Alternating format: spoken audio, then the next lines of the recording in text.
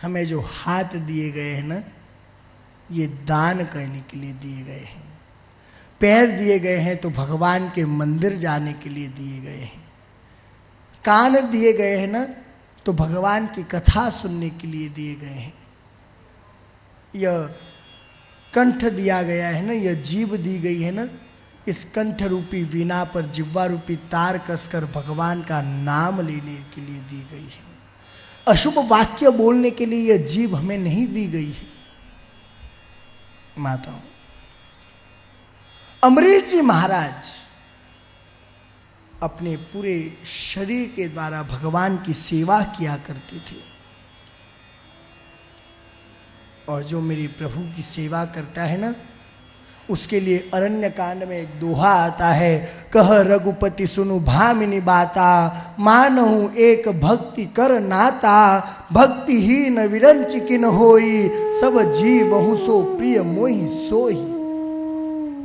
अरे जो भक्त मेरा भक्ति करता है ना, वह तो मेरा परम प्रिय हो जाता है। आज अमरीश जी महाराज जो थे ना,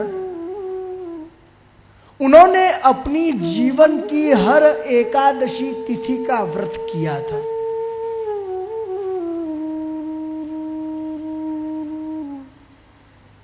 महाराज थे एकादशी और नाम ले ही मत। एकादशी मैं कह रहा महाराज, जन साधु संत कई कह रही। माताओं, एकादशी करना अत्यधिक आवश्यक होता है। इन व्यापारियों से पूछ लो, जो व्यापारी होते हैं ना, उनसे पूछो या फैक्ट्री वालों से पूछो, वो महीने में एक बार तो फैक्ट्री की छुट्टी रखकर मशीनों की सफाई करवाते ही है, करवाते हैं ना। तो फिर ये हमारा शरीर भी तो मशीन ही है, हम तो भरते ही जाते हैं, भरते ही जाते हैं, भरते ही जाते हैं। सफाई करने का तो सोच ही नहीं। कभी चार, कभी खीर, कभी छाछ, कभी लस्सी, कभी दूध और कभी मेवार, कभी हलवार, क्या क्या बनाते हैं क्या मालूम। नहीं तो एकादशी को तो फलाहार कराया जाता है। केला, सेव, आम, जो खाना है वो खाओ। महाराज इन्हों कोई पेट भरी जाए, वो तो जरे खावन रो है, जर भूख लागे भोजन रे पहली एक बार खा लो और भोजन रे पचे खा लो, तो वो आप कितना ही खाओ। आजकल तो लोग एकादशी के दिन विवाह रखते हैं, शादियां, और शादी में क्या रखते हैं वो बफर सिस्टम। अब वो तो समझ में भी नहीं आता है, बफर सिस्टम रखते हैं। किसी को बोला जाता है, अरे भैया एकादशी के दिन भोजन विवाह रख रहे हो। महाराज तुलसी जी रो ब्याह भी तो एकादशी ने हुई पचे, ऐसा कहते हैं। माताओं, तुलसी जी का विवाह हुआ ना, तो वो विवाह एकादशी के दिन हुआ, तो वहां पे भंडारे में क्या क्या बनाते हो आजकल आप, वो तो समझ में भी नहीं आता। कौन सी रोटी, रोटी अलग अलग प्रकार की बनाते, कोई क्या क्या कहते हैं, नान, तंदूर, क्या क्या कहते, समझ में ही नहीं आता। फिर चावल भी अलग अलग प्रकार के बना देते हो। चावल एकादशी को खाया जाता है क्या? अरे हमारी तुलसी जी का और कन्हैया शालिग्राम जी का विवाह हुआ ना, तो उसमें कोई चावल और ये नहीं थे, उसमें तो बढ़िया बढ़िया खीर थी, दूध की मिठाइयाँ थी। अरे महाराज वाह वाह, तो नाम लो बस मुंह में पानी आवे, मान पर भोजन कौन कराए, तो बढ़िया बढ़िया। तो माताओं, एकादशी तिथि तो हर करना चाहिए, हर एकादशी का व्रत करना चाहिए। अमरीश जी महाराज सारी एकादशी का व्रत करते थे। एक दिन अमरीश जी महाराज ने एकादशी का व्रत किया और ऐसे सुअवसर पर अत्रि नंदन दुर्वासा जी महाराज का आगमन हुआ। दुर्वासा जी महाराज का आगमन देखकर अमरीश जी महाराज अपने भाग्य की सराहना करने लगे। अरे मैं कितना भाग्यशाली हूं कि मेरी आज एकादशी तिथि पर दुर्वासा जी महाराज जैसे ऋषि का आगमन हुआ है। महाराज आज आपको यहीं पर प्रसादी लेनी है।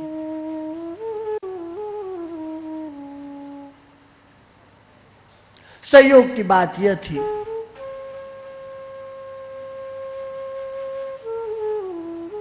कि दूसरे दिन द्वादशी भी केवल 2 ही घड़ी की थी।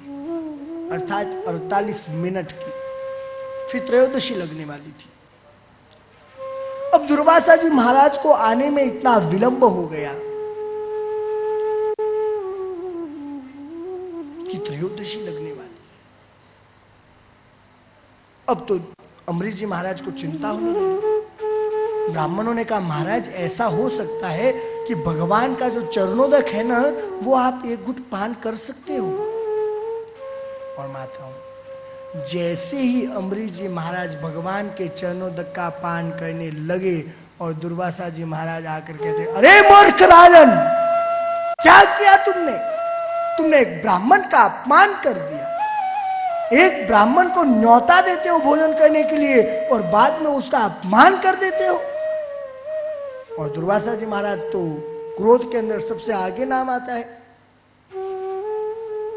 दुर्वासा जी महाराज ने एक जटा उखाड़ी और रक्षा कीजिए। उसी समय मेरे ठाकुर का सुदर्शन चक्र उस कृत्या को जलाकर राख कर देता है। लेकिन अब वह सुदर्शन चक्र दुर्वासा जी महाराज के पीछे जाता है। अब दुर्वासा जी आगे आगे और सुदर्शन जी पीछे पीछे। दुर्वासा जी दौड़ते हुए ब्रह्मा जी के पास गए। अरे ब्रह्मा जी बचाओ, अरे ब्रह्मा जी बचाओ। ब्रह्मा जी ने कहा, हुआ क्या है? सारा वृत्तांत जब ब्रह्मा जी को पता चला, ब्रह्मा जी ने कहा, मैं यहाँ पे कुछ नहीं बोल सकता। अब ऐसे समय में क्या कर सकते? ये तो कह नहीं सकते मैं कुछ नहीं कह सकता, मुझे श्राप दे देंगे तो क्या मतलब। ब्रह्मा जी ने कहा, अरे मुझे तो वो सभा में जाना है, वहां पर कथा चल रही है ना महाकाल में, वहां जाना है, मैं तो भागता। अब दौड़ कर गए भोले बाबा के पास।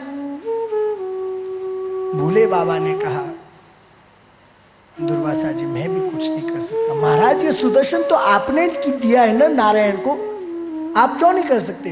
अरे मैंने दिया, लेकिन अब वह सुदर्शन नारायण का है, अब वो उन्हीं की सुनने वाला, अब वो मेरी नहीं सुनने वाला है।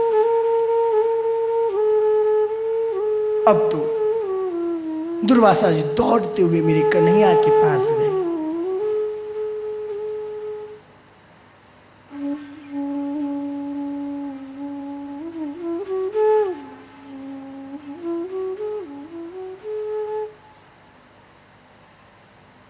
दुर्वासा जी महाराज जब मेरे कन्हैया के पास गए ना, मेरे कन्हैया को कहते, प्रभु रक्षा करो, प्रभु रक्षा करो, प्रभु रक्षा करो।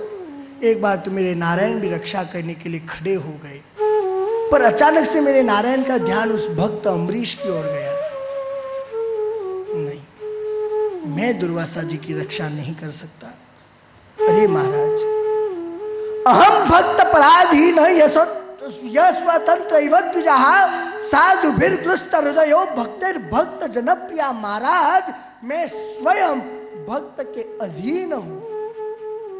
मेरा भक्त मुझे जगाता है तो मैं उठ जाता हूँ, मेरा भक्त मुझे भोग लगाता है तो मैं पा लेता हूँ, मेरा भक्त मुझे सुला देता है तो मैं सो जाता हूँ, मेरा भक्त मुझे नहलाता है तो मैं नहा लेता हूँ, मेरा भक्त मुझे खिलाता है तो मैं खा लेता हूँ। अरे मैं खुद मेरे भक्त के अधीन हूँ, मैं यहाँ पर कुछ नहीं कर सकता। ना हम आत्मनमाशा से मद भक्त साधुभिर्विना श्रियम चात्यंत किम ब्रह्मन येषाम गतिरहम परा। दुर्वासा जी नारायण की ओर देखकर पुकारने लगे, प्रभु क्या मेरे बचाव का अब कोई उपाय नहीं है? अब मेरी रक्षा नहीं हो सकती?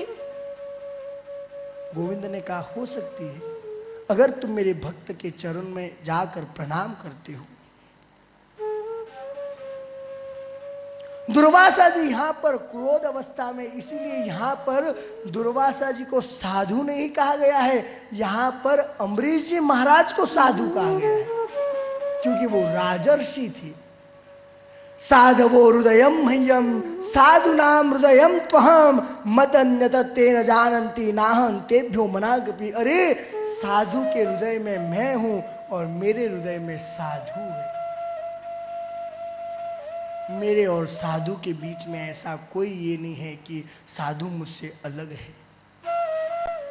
साधवो हृदयम मह्यम साधु नाम हृदयत्वम।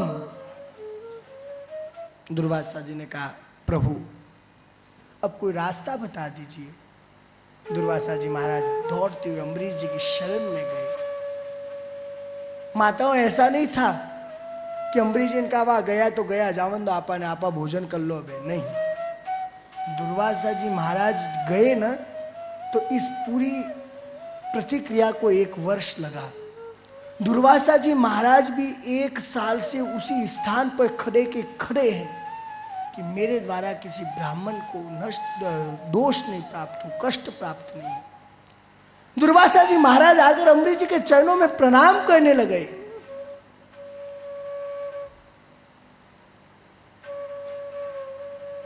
प्रणाम करने लगे ना, अम्बरीश जी महाराज ने हाथ पकड़ लिया। महाराज आप क्या कर रहे हो? हम तो आपके दास हैं। क्षत्रिय तो महाराज ब्राह्मण का दास होता है, आपकी रक्षा करने के लिए होता है। आप मेरे चरणों में प्रणाम करते हो, यह शोभा नहीं देता महाराज। अरे अरे अरे अम्बरीश, सुदर्शन से मेरी रक्षा करो। अम्बरीश जी महाराज सुदर्शन जी के सामने हाथ जोड़ते हैं, प्रभु आप क्षमा कर दीजिए, मुझे देखकर क्षमा कीजिए। अम्बरीश जी महाराज ने और दुर्वासा जी ने अब साथ में बैठकर भोजन किया। दुर्वासा जी महाराज अम्बरीश जी को खूब खूब आशीर्वाद देकर जाते हैं। प्रेम से बोले श्री राधे। इसी के बाद वैवस्वत मनु जी महाराज के 10 पुत्रों में से ज्येष्ठ पुत्र इक्ष्वाकु के वंश का वर्णन आता है कि इनका नाम इक्ष्वाकु क्यों पड़ा। तो कहा जाता है मनु जी महाराज को जब छींक आई ना, छींक आते ही छींक के साथ साथ एक पुत्र भी बाहर आ गया, और पुत्र बाहर आते ही छींक के साथ यह पुत्र बाहर आया, इसलिए इनका नाम हो गया इक्ष्वाकु। इनके भी प्रमुख इक्ष्वाकु महाराज के भी 100 पुत्र थे। 100 में से भी 3 पुत्र प्रमुख थे, विकुक्षी, निमि और दंडक। विकुक्षी के पुत्र हुए पुरंजय, ये बड़े प्रतापी हुए। इन्हीं के वंश में आगे चलकर कई पीढ़ी के बाद भगवान श्री रामचंद्र जी भी प्रकट हुए। इसीलिए भगवान को काकुस्थ वंश भी कहा जाता है। राम रक्षा स्तोत्र का पाठ करते हैं ना अपन। राम रक्षा स्तोत्र के अंदर भगवान श्री राम जी को काकुस्थ भी कहा गया है। काकुस्थ वंश। इसी पीढ़ी में आगे चलकर यवनाश्व राजा हुए। उन्होंने यज्ञ करवाया। यज्ञ करवाने के बाद जो चरु वाला जल था वो रानी जी को पीना था, और गलती से महाराज ने स्वयं ने उसे पी लिया। अब क्या होना था? अब कहा जाता है महाराज के ही पुत्र होगा। राजा स्वयं गर्भवती हो गया। अब कहा महाराज क्या करना पड़ेगा, राजा के पुत्र हो रहा है। कहा हाँ। महाराज अब इसे कैसे बाहर निकालेंगे? कहा इसके पेट को फाड़ कर बाहर निकालना पड़ेगा। पेट को चीर कर उस पुत्र को बाहर निकाला गया। चीर कर जब बालक को बाहर निकाला गया तो अब प्रश्न उठता है, यह दूध किसका पिएगा? उसी क्षण देवराज इंद्र आए और अपनी तर्जनी अंगुली उस मानधाता के मुख में देते हैं। कहते हैं मानधाता तुम मेरा दूध पान करोगे। इंद्र ने कहा मानधाता, इसलिए उनका नाम हो गया मानधाता।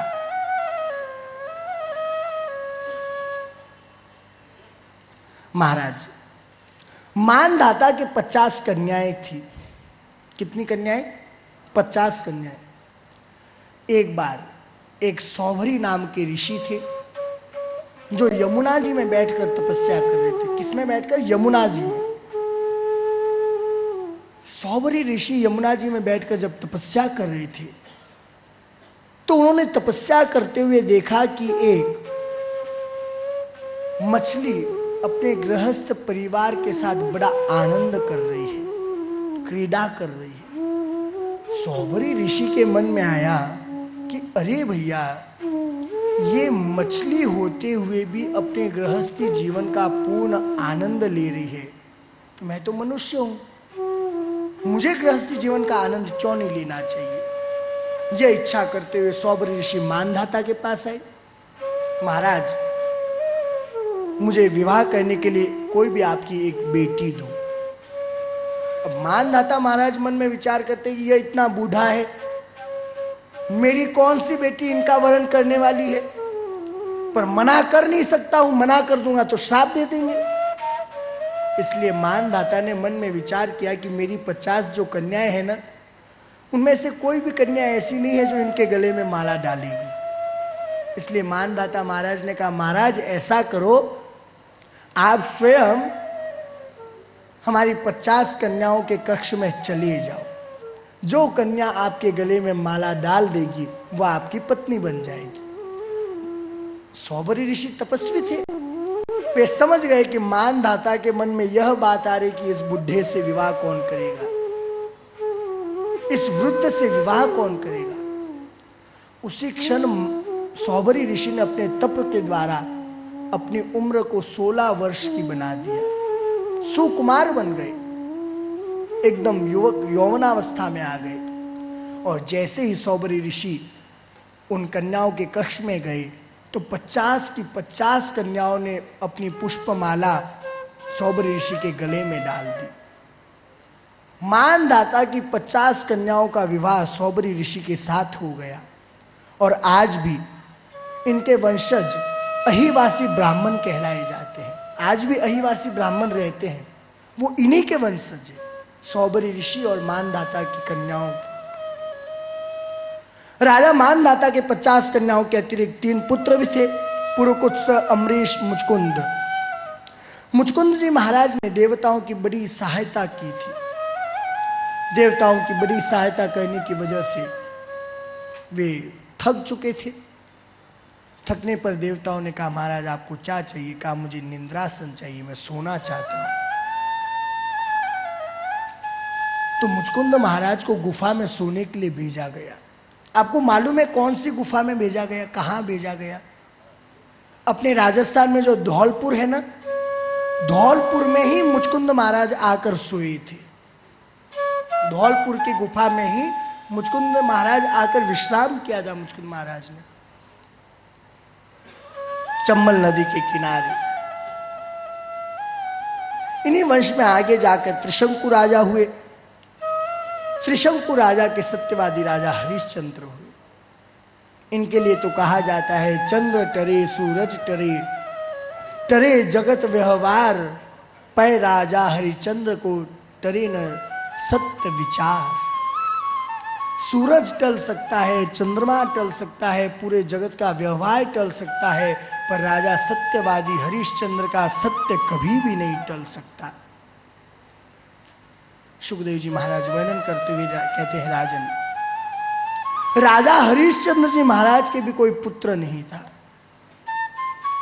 राजा हरिश्चंद्र जी महाराज ने भी वरुण देवता की पूजा की, और वरुण देवता की पूजा करके राजा हरिश्चंद्र जी महाराज ने कहा, महाराज मेरे पुत्र होगा ना, वो मेरा पुत्र आपकी सेवा में लगा दूंगा। ध्यान से सुनेगा, महाराज मेरा पुत्र होते ही आपकी सेवा में लगाऊंगा। पुत्र हुआ, वरुण भगवान आ गए, दे दो आपका पुत्र। कहा, महाराज अभी तो इसका जन्म हुआ है, यह दूध पान करेगा, दांत आएंगे। दांत जब आए, कहा दे दो। कहा नहीं महाराज, इसके दूध के दांत जब टूटेंगे ना, तब आपकी सेवा में लगाऊंगा। उस पुत्र का नाम था रोहित। रोहित रोहित नाम का पुत्र था। अब जब दूध के दांत टूट गए तब आए, तो कहा महाराज थोड़ी सी समय और रुक जाओ, इसका विवाह होगा ना, जब आपकी सेवा में लगाऊंगा। इस बात को देखते हुए राजा हरिश्चंद्र को जलोदर की बीमारी हो गई, पेट में पानी भरने लग गया, क्योंकि वे अपना सत्य विचार बार बार झूठ कर रहे थे, टाल रहे थे। रोहित वन में चला गया था, पर जब रोहित को पता चला कि मेरे पिताजी को यह बीमारी हो चुकी है, रोहित पुनः आया और रानियों ने मिलकर उसको सौतिया डाह के कारण विष दे दिया। और इस प्रकार से राजा सत्यवादी हरिश्चंद्र की भी कथा पूर्ण होती है। इन्हीं के वंश में आगे जाकर बाहुक नाम के राजा हुए। बाहुक राजा की मृत्यु हो गई। बाहुक राजा की मृत्यु होने पर जो बाहुक राजा की मुख्य पत्नी थी, उसे रानियों ने ईर्ष्यावश जहर दे दिया। ऋषि मुनि ने तपस्या के बल से उस जहर के प्रभाव को नष्ट किया। अब जब बालक का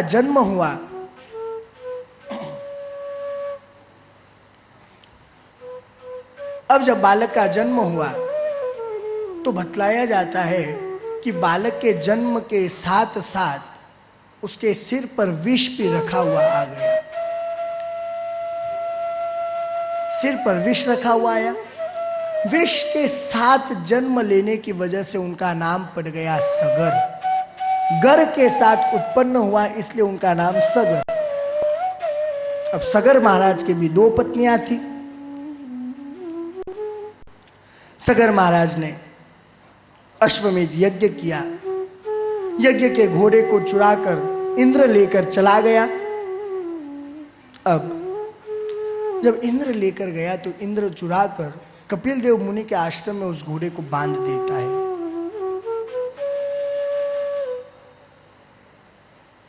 एक रानी के पुत्र हुआ था जिसका नाम असमंजस था, और दूसरी के तुम्बी निकला था जिसके टुकड़े करने पर 60,000 पुत्र हुए। वे सारे 60,000 पुत्र उस घोड़े को ढूंढने के लिए निकलते हैं। उन्होंने देखा कि भाई थोड़ी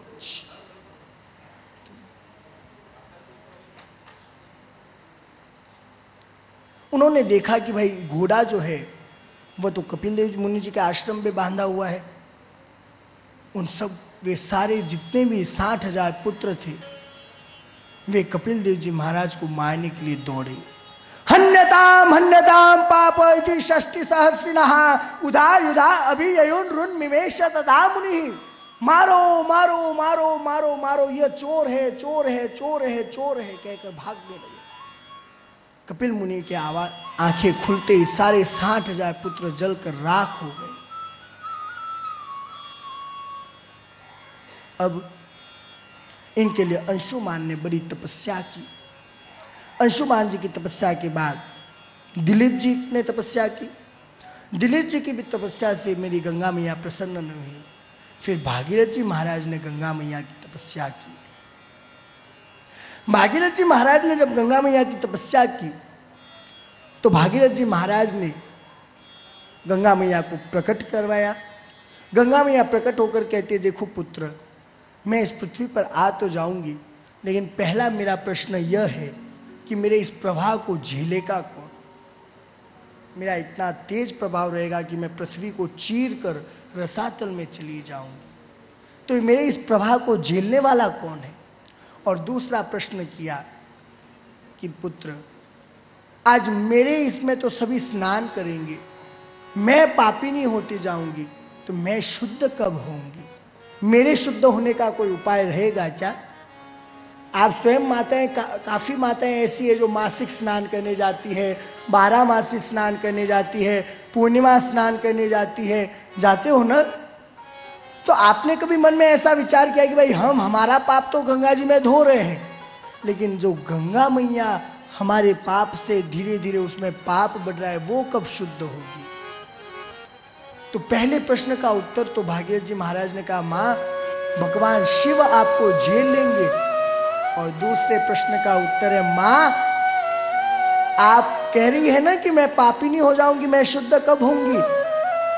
माँ जो ब्रह्मांड नायक, अनंत कोटि ब्रह्मांड नायक, सर्वेश्वर सर्वाधिपति राधा रमन के चरणों में अपना मन लगा कर रखेगा ना, जो उनकी भक्ति करेगा ना, जो साधु है ना, जो संत है ना, वो जब आपके तट पर आएंगे और आपकी इस गंगा जी में अपना चरण कमल रखते ही आप अपने आप पवित्र हो जाएगी। साधुओं के आगमन से गंगा मैया आप पवित्र हो जाएगी। आज भागीरथ जी महाराज भगवान शिव की आराधना करना प्रारंभ करते हैं। हे भोले बाबा, आपके बिना इस जगत का कल्याण नहीं हो सकता। हम हर प्रातः आपका ही नाम लेंगे, क्योंकि इस गंगा मैया को आप ही स्वीकार कर सकते हैं और कोई भी समाहित नहीं कर सकता। तो आइए हम सब भी हमारे भोले बाबा को जपना प्रारंभ करते हैं।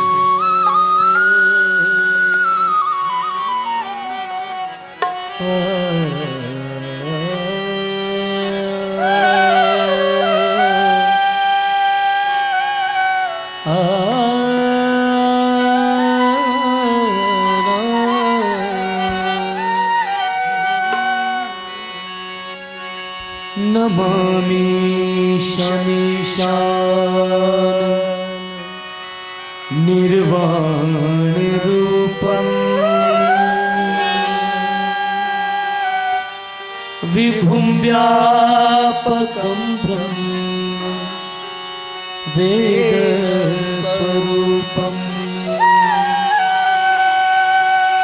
निजं निर्गुणं निर्विकल्पं निरीहम् चिदाकाशमाकाश वासं भजेऽहम्।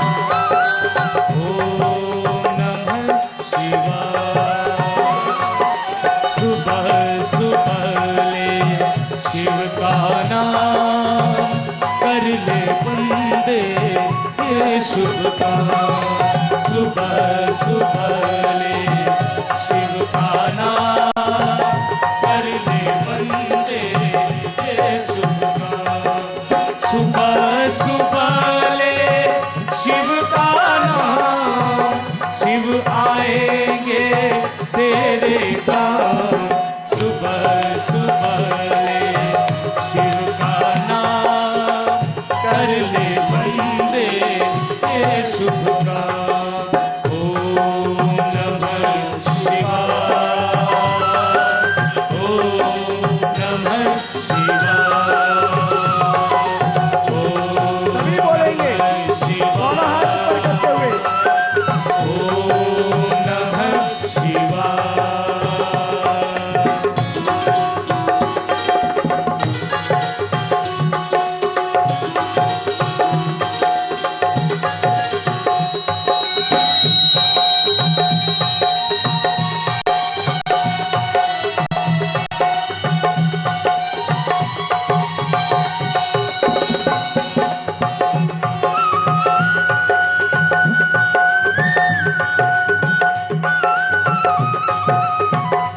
जय हो सभी साथ में बोलेंगे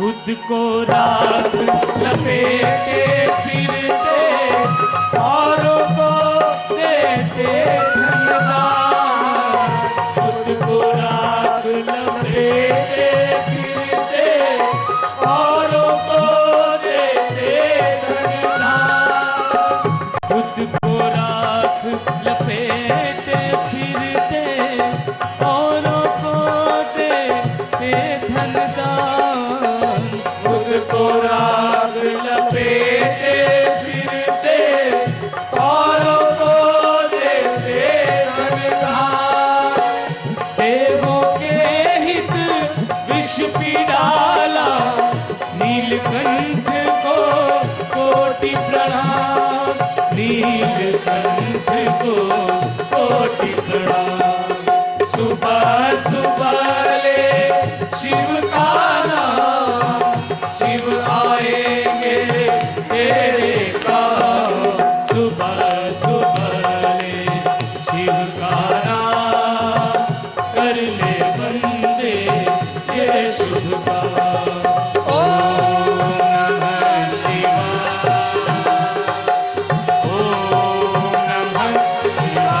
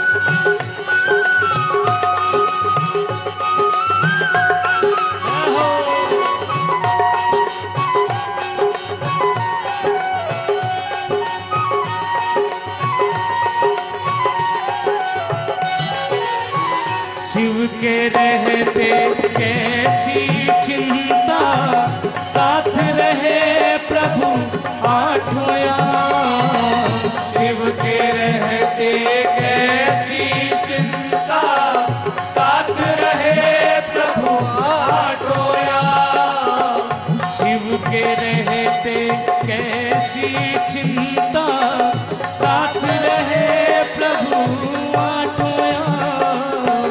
शिव के रहते कैसी चिंता, साथ रहे प्रभु आठों याम।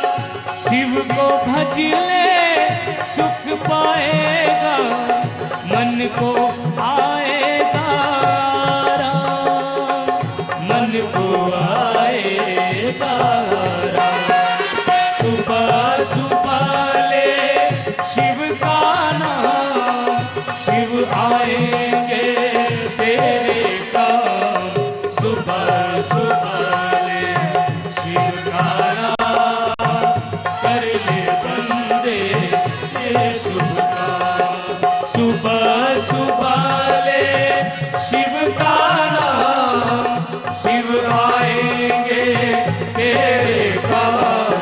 सुबह सुबह ले शिव का नाम, कर ले बंदे ये शुभ काम। ओम नमः शिवाय, ओम नमः शिवाय, ओम नमः शिवाय, ओम नमः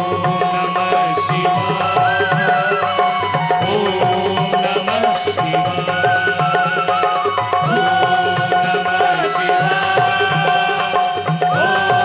नमः शिवाय,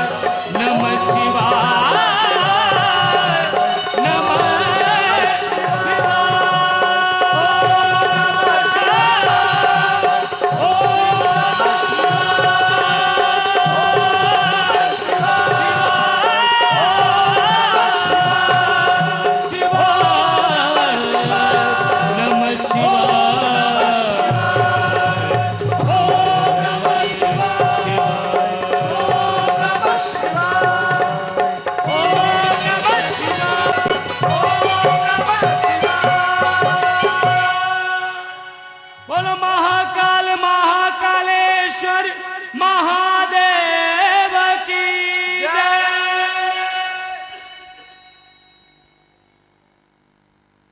माताओं, भागीरथ जी महाराज ने मेरे भोले बाबा की स्तुति की। भोले बाबा की स्तुति करने पर भोले बाबा गंगा मैया को अपनी जटा में धारण करने के लिए तैयार होते हैं और गंगा जी ब्रह्मा जी महाराज के कमंडलों से निकलकर पहले ध्रुवलोक में आई, फिर सप्त ऋषि मंडल में आई, वहाँ से भगवान शिव जी की जटा में पधारी, फिर सुमेरु पर आई, फिर हिमालय पर आई और हिमालय से निकलना गंगा मैया ने आरंभ किया। बोलिए गंगा मैया की जय। भगवान शंकर ने अपनी जटा में से धारा छोड़ी तो आगे आगे भागीरथ जी महाराज अपने रथ पर शंख बजाते हुए चल रहे हैं और पीछे पीछे गंगा मैया बह रही है। माताओं, जब भागीरथ जी महाराज रथ पर अपना शंख बजाते हुए आगे जा रहे थे तो उसी मार्ग में एक जन्नू ऋषि थे। ध्यान से श्रवण कीजिएगा।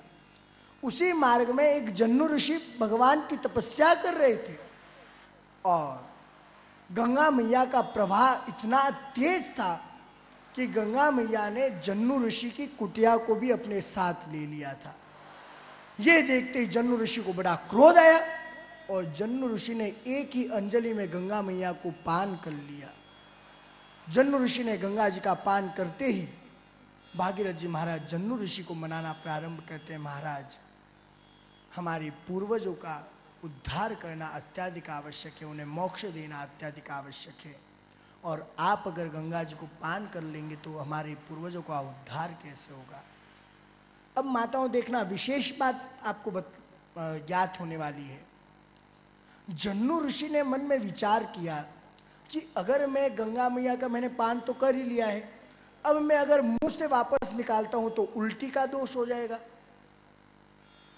इतनी पवित्र गंगा मैया उल्टी के रूप में बाहर आ जाएगी, और अगर मैं मूत्र द्वार से निकालता हूं वो मूत्र बन जाएगा, तो भी वो पवित्र नहीं रहेगी।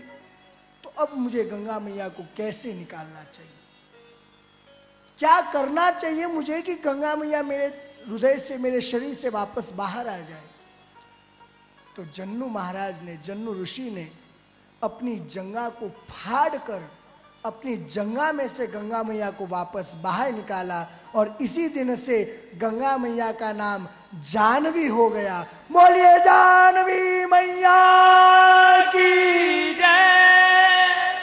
गंगा मैया को जानवी भी कहते हैं ना, इसीलिए कहते हैं कि जन्नू ऋषि ने अपनी जंगा फाड़ कर गंगा मैया को बाहर निकाला, क्योंकि मुख से निकलते उल्टी का दोष, मूत्र स्थान से निकलते ही लघु शंका का दोष, तो अब क्या करें। इसलिए जन्नू ऋषि ने अपनी जंगा को फाड़ डाला, चीर डाला, और अपनी जंगा में से गंगा मैया को बाहर निकाला।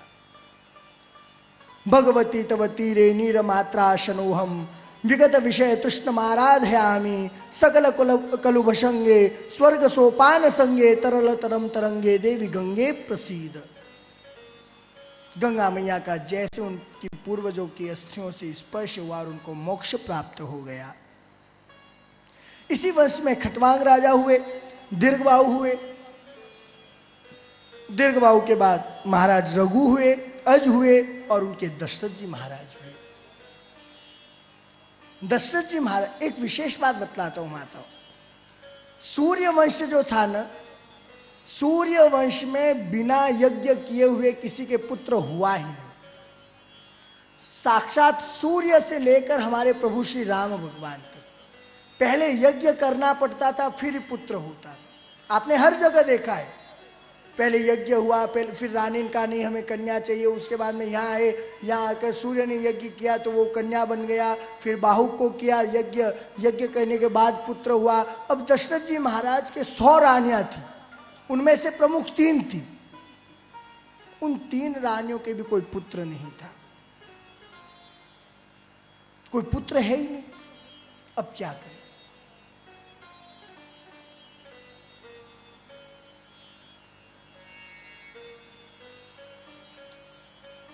तो अब इनका भी यज्ञ करवाया गया। यज्ञ करने पर साक्षात अग्नि देवता चरु लेकर प्रकट हुए। तस्याप्य भगवानेश साक्षात ब्रह्ममयो हरि अंशांशेन चतुर्धागात पुत्रत्वं प्राचितस्सुरैहि। उन्हीं दशरथ जी महाराज के यहाँ साक्षात भगवान श्री राम अंशांशेन रूप से प्रकट हुए। राम जी के रूप में भी, लक्ष्मण जी के रूप में भी, भरत जी के रूप में भी, शत्रुघ्न जी के रूप में भी, चारों है राम ही। किस प्रकार से महाराज ऐसे कैसे हो गया। तो माताओं एक बात बतलाता हूं आपको, आप 1 किलो का सोने का बाट लेकर आइए। कितने किलो का? 1 किलो सोना लेकर आइए। उसका नाम क्या रहेगा? उसको हम क्या कहेंगे? सोना कहेंगे ना भाई, ये सोना है। वो अगर हम किसी स्वर्णकार को, सुनार को देते हैं, भैया आप इसके आभूषण बना कर दे दो, तो मंगलसूत्र बना देगा, अंगूठी बना देगा, कंठी बना देगा, ब्रासलेट बना देगा, जो भी बनवाते हो वो बना देगा। वो रहा क्या है, तो वह सोना ही, बस नाम बदल गया। ये मंगलसूत्र, ये अंगूठी, ये ब्रासलेट, ये कंठी, ये माला, ये चैन, जो भी बोलते हो वो है सोना ही, बस नाम बदल गए। और उन्हीं आभूषणों को आप वापस हमाम दस्ते में डाल के कूट दो तो पीछे क्या बचेगा? सोना है। उसी प्रकार से मैं भी नारायण हूं, आप भी नारायण हैं। इस पूरे ब्रह्मांड में सब नारायण ही नारायण है, सिर्फ नाम बदल गए हैं। ये गोविंद, ये रोहित, ये रजनीश, ये महेश, नाम बदल रहे हैं बस। है सबके अंदर नारायण ही, सब में नारायण का वास है। उसी प्रकार से यहां पर मेरे प्रभु श्री राम भगवान भी अंशांशेन रूप से प्रकट हुए। अभी तक किसी को पता नहीं है कि हमारे प्रभु श्री राम भगवान प्रकट हो गए हैं।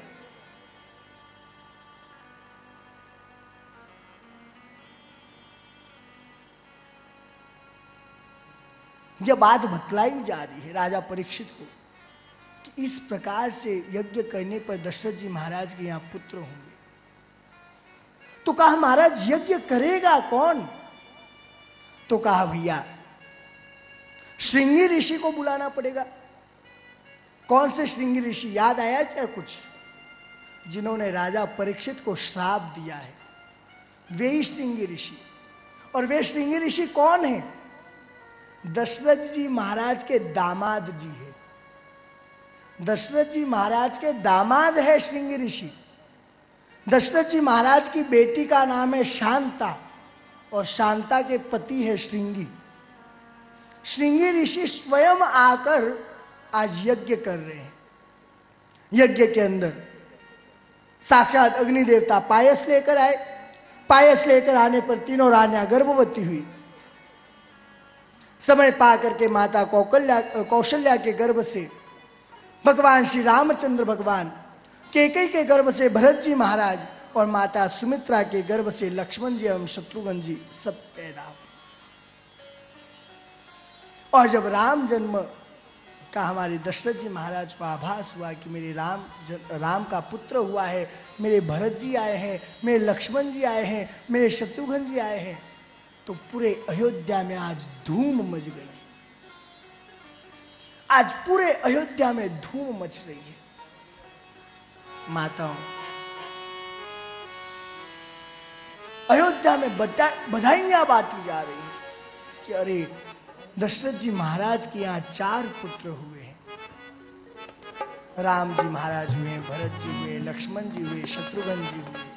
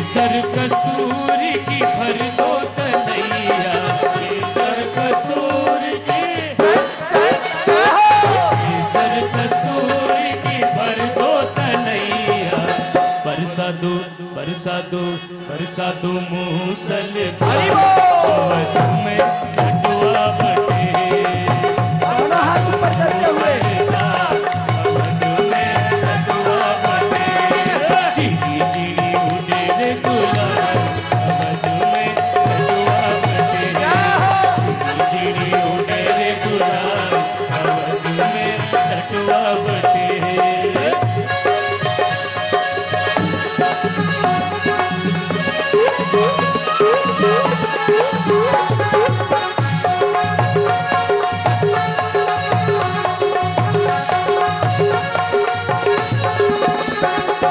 गैया के दूध की खीर बनाओ गैया के दूध की गैया के दूध की खीर बनाओ रावण जी माओ अवध में लडुआ बटे रावण जी माओ अवध में लडुआ बटे ढोल बजे रे लडुआ बटे लडुआ बटे ढोल बजे रे झिड़ी उड़े रे गुलाल अवध में लडुआ बटे झिड़ी उड़े रे गुलाल अवध में लडुआ बटे झिड़ी उड़े रे गुलाल अवध में लडुआ बटे झिड़ी उड़े रे गुलाल अवध में लडुआ बटे झिड़ी उड़े रे गुलाल अवध में लडुआ बटे अवध में लडुआ बटे अवध में लडुआ बटे अवध में लडुआ बटे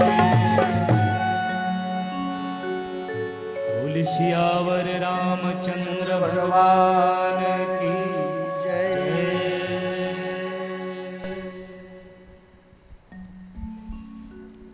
भगवान श्री रामचंद्र जी के जन्मोत्सव को खूब प्रेम से मनाया गया। और माताओं, सच बात कहूं ना तो बाल चरित्र का अगर आनंद जानना है ना तो अवधवासियों से और ब्रजवासियों से जाकर पूछो कि बाल चरित्र का आनंद कितना है। हमारे कन्हैया का भी जब जन्मोत्सव मनाया गया तो 1 वर्ष तक हमारे कन्हैया का जन्मोत्सव मनाया जा रहा था। हमारे प्रभु श्री राम भगवान का भी जन्मोत्सव कई वर्षों तक मनाया गया, कई महीनों तक मनाया गया।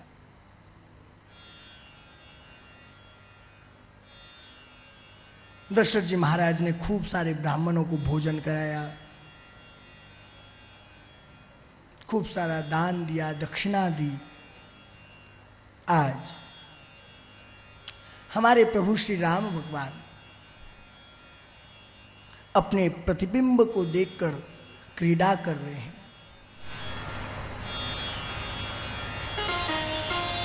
मैया ने कहा, अरे लाला क्या कर रहे हो? मैया ये इस जमीन में जो है ना वो मुझे लेना है। यशोदा मैया ने कौशल्या मैया ने बहुत सुंदर बात कही। अब यहां पे आनंद आने वाला है ना, इसलिए यशोदा मैया की याद बार बार आ रही है, क्योंकि हमारे लाला तो सभी जगहों पर वास करते हैं ना। हमारे राम ही तो कृष्ण है, कृष्ण ही तो राम है। कहा गया है ना, राम कृष्ण दो एक है, अंतर नहीं निमेश, इनके नयन गंभीर है और उनके चपल विशेष। राम जी के नयनों में गंभीरता है तो मेरे कन्हैया के नयनों में चपलता है। हमारे राम भगवान मर्यादा पुरुषोत्तम है तो हमारे कन्हैया लीला पुरुषोत्तम है। प्रभु श्री राम भगवान के किए हुए कार्य को करना चाहिए और मेरे कन्हैया के कहे हुए कार्य को करना चाहिए। कन्हैया के किए हुए कार्य को कभी मत करना भैया, क्योंकि कन्हैया ने जो भी किया ना वो सब टेढ़ा ही किया है। कौशल्या मैया ने इतनी सुंदर बात कही, अरे लाला तुम्हें जो चलती फिरती दिखे सो तेरी परछाई या धरती में और कौन आई। अरे लाला, इस धरती में और कुछ नहीं है, जो तुम्हें चलती फिरती दिख रही है ना, वो तो तुम्हारी परछाई है। वापस लाला कितना सुंदर जवाब देते हैं, नहीं मां, आप केवल परछाई समझ रही है, परछाई नहीं है। तो कौशल्या मैया ने कहा, तो फिर क्या है लाला, फिर तुम्हें क्या इसमें दिख रहा है।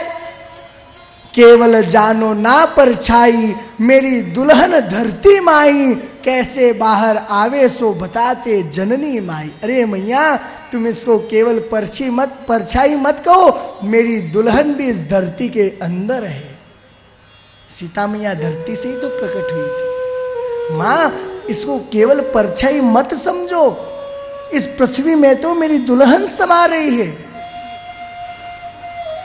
अब मुझे सिर्फ इतना बताओ, वो बाहर कैसे आएगी। तो मैया ने कहा, अब इसको क्या बताइए, तो छोटे से लाला है। मैया ने कहा, लाला, इस पृथ्वी की कोई खुदाई करेगा ना, तब ही वो बाहर आएगी। और यह बात सच होने वाली थी। भीषण मिथिला परल अकाल, लाखों नर नारी बेहाल, कैसे प्रजा होए खुशहाल। यह वाक्य पूछा जा रहा है। जनक जी महाराज पूछ रहे हैं कि महाराज अब क्या करना पड़ेगा, मिथिला नगरी के अंदर तो भयंकर अकाल पड़ गया है, प्रजा त्राही त्राही त्राही कर रही है। हे महाराज मिथिलेश्वर, कितने दिन हम ऐसे झेलेंगे, कुछ करो।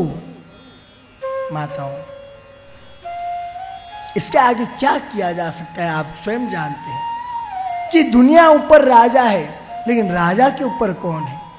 कहा गया है ना, दुनिया ऊपर राज है और राजा ऊपर संत, संतन के आधार है प्रभु अनंत भगवंत, संतन के आधार है प्रभु अनंत भगवंत। संतों की शरण में जाना पड़ेगा। महाराज, इसके लिए आपको सोने का हल बनवाना पड़ेगा। सोने का हल बनाकर बैल की जगह पर आपको स्वयं को, आपको और आपकी पत्नी को लगना पड़ेगा, और फिर इसको सींचना पड़ेगा, और उस जमीन पर हमें यज्ञ करना पड़ेगा। तब इसमें वर्षा होगी, तब अकाल नष्ट होगा। जनक जी महाराज तैयार हो गए, अपने कंधे पर हल रखते हैं, और जैसे ही जोतने लगे, और चलते चलते जहां से किशोरी जी को प्रकट होना है, हमारी सीता मैया को प्रकट होना है, वहां पर जाकर वह हल अटक गया। और जब उसे बाहर निकाला गया, तो जहां पर मेरे राम भगवान कहते हैं ना कि मां, इसे परछाई मत समझो, मेरी दुल्हन इसमें समाई हुई है। और उसी समय सचमुच में हमारे प्रभु श्री राम भगवान की दुल्हन उस धरती में से प्रकट होती है। बोलिए सीता मैया की। माताओं, सीता मैया का भी इस प्रकार से प्राकट्य हुआ। सीता मैया ने बचपन में ही भगवान शिव के दिए हुए धनुष को उठाकर उस पर प्रत्यंचा चढ़ा दी थी। इस दृश्य को देखकर जनक जी महाराज को बहुत ज्यादा भाव आया, और जनक जी महाराज ने उसी समय प्रतिज्ञा कर ली कि मेरी पुत्री का विवाह उसी राजा से करवाऊंगा जो भगवान शिव के धनुष को उठाकर उस पर प्रत्यंचा चढ़ा देगा। क्योंकि सीता मैया ने 5 वर्ष की अवस्था में उस धनुष को उठा लिया था, जिसे बड़े बड़े राजा नहीं उठा पाए थे। अब जनक जी महाराज को चिंता होने लगी कि मेरी पुत्री का विवाह कैसे हो, ऐसा राजा कौन है जो उठा लेगा। विश्वामित्र की कृपा से, वशिष्ठ जी महाराज की कृपा से आज भगवान श्री राम भी उस स्वयंवर में आए और भगवान शिव के धनुष को उठाकर उस पर प्रत्यंचा चढ़ाते हैं। मेरे प्रभु श्री राम और सीता मैया का विवाह हुआ। आपको एक बात बतलाता हूँ, राम कथा संक्षिप्त में क्यों सुनाई जाती है भागवत जी की कथा में, उसका कारण है क्योंकि सुखदेव जी महाराज ने भी राजा परीक्षित से यही कहा था, राजन रा नाम का उच्चारण करते ही मुझे समाधि लग जाएगी, क्योंकि राधा नाम लेने, राधा जो है ना वो मेरी गुरु है, और जैसे ही मैं रा बोलता हूं ना तो मैं म बोल ही नहीं सकता, रा बोलते ही मुझे राधा जी की याद आ जाती है, और राधा जी की याद आते ही मेरी समाधि लग जाती है। और राजन, अगर मुझे मेरे गुरु की याद आ गई तो मैं 6 महीने की समाधि में चला जाऊंगा, और अगर मैं 6 महीने की समाधि में चला गया ना तो तुम्हारा उद्धार कभी नहीं हो पाएगा, क्योंकि तुम्हारे पास केवल 7 दिन बाकी है। इसलिए मैं तुम्हें एकदम संक्षिप्त में कथा सुनाऊंगा। विवाह होने के बाद मुख दिखाई के अंदर कैकेयी मैया ने तो कनक भवन दे दिया सीता मैया को, कनक भवन। अब कौशल्या ने सोचा मैं क्या दूं, मुझे भी तो कुछ ना कुछ देना ही पड़ेगा। कौशल्या मैया को बड़ा अभिमान था कि मेरा पुत्र जो है वो 21 है, मेरी जो बहू आएगी वो 19 या 16 आएगी, लेकिन 21 के ऊपर नहीं आने वाली। लेकिन माताओं, जब कौशल्या मैया ने सीता माता को देखा ना तो कौशल्या मैया ने स्वीकार कर लिया कि अरे मेरा लाला तो 19 है, मेरी बहू 21 है। मेरे लाला से तो कहीं ज्यादा सुंदर मेरी बहू है, पर अब मेरी बहू को देने के लिए मेरे पास क्या है, क्या दूंगा इसे, क्या दूंगी इसे मैं। उसी समय कौशल्या मैया ने क्या किया, कौशल्या मैया ने प्रभु श्री राम को अपने पास बुलाया। अरे राम, इधर आ। राम का हाथ पकड़कर सीता मैया के हाथ में दे दिया। कहा देखो सीता, अभी भी मैं तुम्हें तुम्हारे अनुसार तो तुम्हें कोई उपहार नहीं दे रही हूं, लेकिन इतना जरूर कह सकती हूं कि पूरे जीवन भर तुम्हारा साथ देगा। यही सबसे बड़ा रत्न, मेरे जीवन का रत्न मैं तुम्हारे हाथों में सौंप रही हूं। प्रेम से बोले श्री राधे। आज प्रभु श्री राम भगवान ने कैकेयी मैया को बहाना बनाकर पृथ्वी से इन राक्षसों का भार उतारने के लिए कैकेयी मैया को दशरथ जी के पास भेजकर अपने वर मंगवाए। वर मंगवाने पर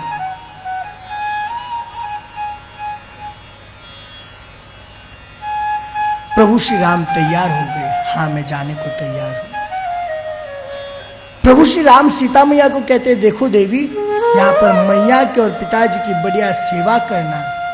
सीता मैया हाथ जोड़कर अपने आंखों से अश्रुओं की धारा बहाने लगती। प्रभु, मेरी मैया ने और मेरे बाबा ने मुझे ये नहीं सिखाया कि अगर तुम्हारा पति जंगल में कहीं भटक रहा हो और तुम सुख की सुविधाओं में जीना।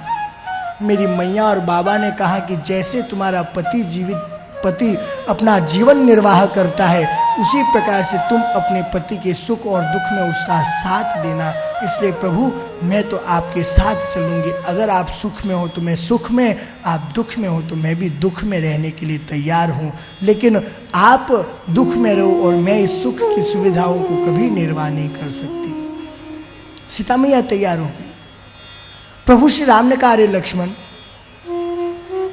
तुम तो यहां पर रहना, तुम तो यहां पर रहकर मैया और पिताजी की सेवा करना। लक्ष्मण जी ने कुछ नहीं कहा। लक्ष्मण जी ने कहा हाँ भैया, मैं रह जाऊंगा, लेकिन ये नहीं कह सकता भैया कि मैं 14 साल तक जीवित रहूंगा। 14 साल नहीं भैया, 14 महीने नहीं भैया, 14 सप्ताह नहीं भैया, 14 दिन नहीं भैया, 14 मिनट भी मैं आपके बिना जीवित रह पाऊंगा या नहीं रह पाऊंगा, यह भी मुझे याद नहीं भैया। इसलिए मैं आपके बिना अपने जीवन का निर्वाह कदापि नहीं कर सकता। अगर आप मेरे साथ है तो मैं 14 मिनट नहीं, 14 वर्ष नहीं, 14 मनमंत्र तक जीवित रह जाऊंगा। लेकिन अगर आप मेरे साथ नहीं हो ना तो मैं 14 सेकंड की भी यह नहीं कहता कि मैं 14 सेकंड जीवित रह पाऊंगा। भैया, मैं आपकी आज्ञा का पालन करूंगा, लेकिन मैं जीवित रहूंगा या नहीं ये मुझे नहीं मालूम। इसलिए भैया मुझे भी अपने साथ स्वीकार कर लो। इस प्रकार से प्रभु श्री राम भगवान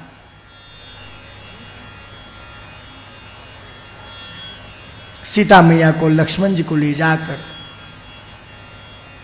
वनवास में जाते हैं।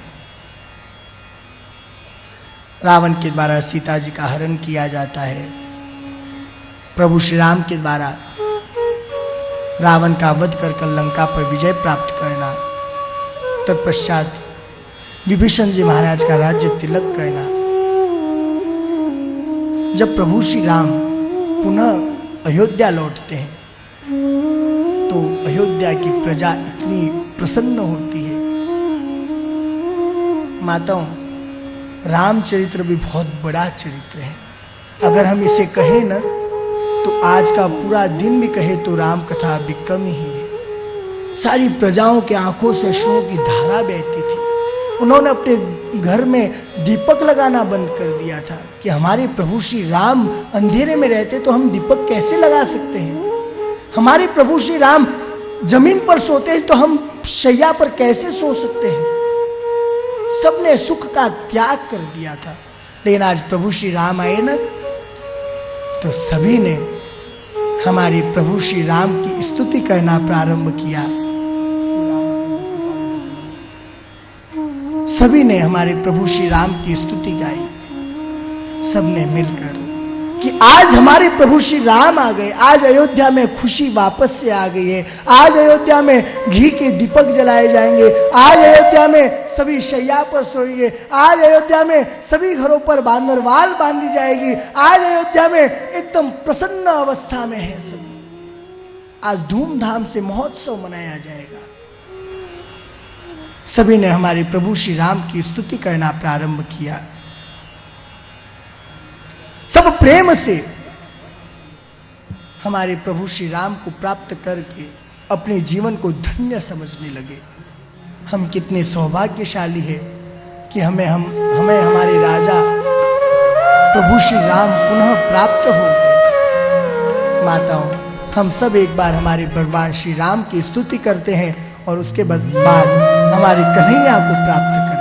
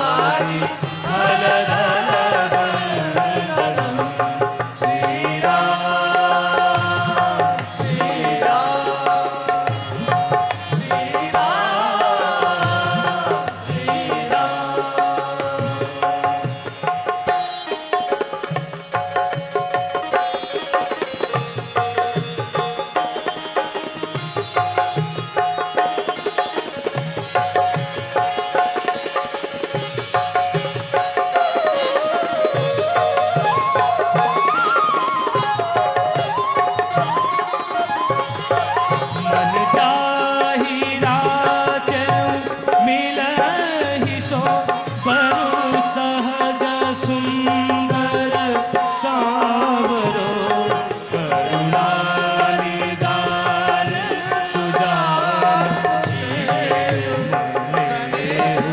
जानत रावरो श्री राम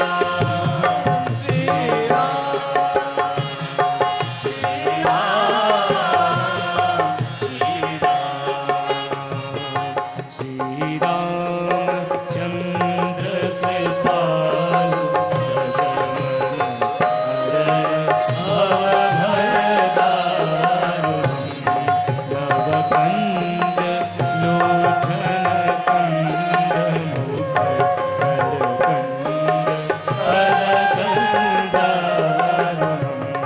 श्री राम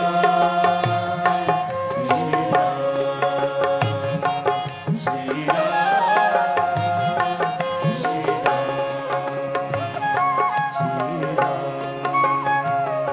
श्री बोल सियावर रामचंद्र भगवान की जय। माताओं, इस प्रकार से श्री सुखदेव जी महाराज ने राजा परीक्षित जी महाराज को संक्षिप्त में नवम स्कंद की श्री राम कथा सुनाई। नवम स्कंद के अंतर्गत ही हमारे श्री सुखदेव जी महाराज राजा परीक्षित जी को अब चंद्रवंश का निरूपण करना प्रारंभ करते हैं। देखो राजन, जिस चंद्रवंश में मेरे गोविंद का प्राकट्य हुआ है ना, वह वंश कितना प्यारा वंश है। राजन, सुखदेव जी महाराज वर्णन करते हुए कहते हैं, राजन, चंद्रमा नारायण के पुत्र हुए ब्रह्मा, ब्रह्मा जी के पुत्र हुए अत्रि, अत्रि के पुत्र हुए श्रीमान चंद्रमा, चंद्रमा के हुए बुध, बुध के हुए पुरुरवा और पुरुरवा के हुए आयु, सुतायु, सत्यायु, रथ, विजय और जय। इस प्रकार से 6 पुत्र हुए। इसी चंद्रवंश में एक परम तपस्वी राजा हुए जिनका नाम गाधी भी है। देखो राजन, चंद्रवंश का निरूपण भी बड़ा ही सुंदर निरूपण है। लेकिन राजन, मैं तुमसे एक बात पूछना चाहता हूं। राजन, मैंने आज तक श्रोता तो खूब देखे हैं, बहुत सारे श्रोता देखे हैं, लेकिन राजन आज तक मैंने तुम्हारे जैसा श्रोता नहीं देखा, आपके जैसा श्रोता नहीं देखा। राजन, 4 दिन हो गए राजन, तुम लगातार भगवान की कथा का पान करते जा रहे हो। राजन, तुम्हें भूख लगी होगी, राजन तुम्हें प्यास लगी होगी। उसी क्षण राजा परीक्षित जी की आंखों से अश्रुओं की धारा बहने लगी। महाराज, आप क्या कह रहे हैं? इस भूख और प्यास की वजह से ही तो आज मैं इस स्थान पर आकर बैठा हूं। अगर उस दिन मुझे भूख प्यास नहीं सताती तो मैं क्यों उस तीर से सर्प को उठाकर शमीक ऋषि के गले में डालता। महाराज, इस भूख और प्यास की वजह से ही तो आज मैं यहां आया हूं। और महाराज, आपके मुखमंडल से जो भगवान की कथा का पान कर रहा हूं ना महाराज, उससे मुझे ना तो भूख लग रही है ना प्यास लग रही है। न भूख लगती है न प्यास लगती है, जिंदगी अब उदास लगती है। कैसे आऊं कन्हैया तेरी, कैसे आऊं द्वारिका तेरी, कन्हैया अब आज भी निराश लगती है। अरे प्रभु, कैसे आऊं मैं आपके पास, मैं किस प्रकार से आपको प्राप्त करूं। ना भूख लगती है ना प्यास लगती है, जिंदगी अब उदास लगती है। कैसे आऊं प्रभु द्वारिका तेरी, आस भी अब निराश लगती है। कैसे आऊं प्रभु द्वारिका तेरी, आस भी अब निराश लगती है। महाराज गुरुदेव, प्रभु आपकी मुखमंडल से जो मैं कथा को पान कर रहा हूं ना, उस कथा अमृत के बाद मुझे कोई ना तो भूख लग रही है ना प्यास लग रही है। महाराज, मैं आपको यह कहना चाहता हूं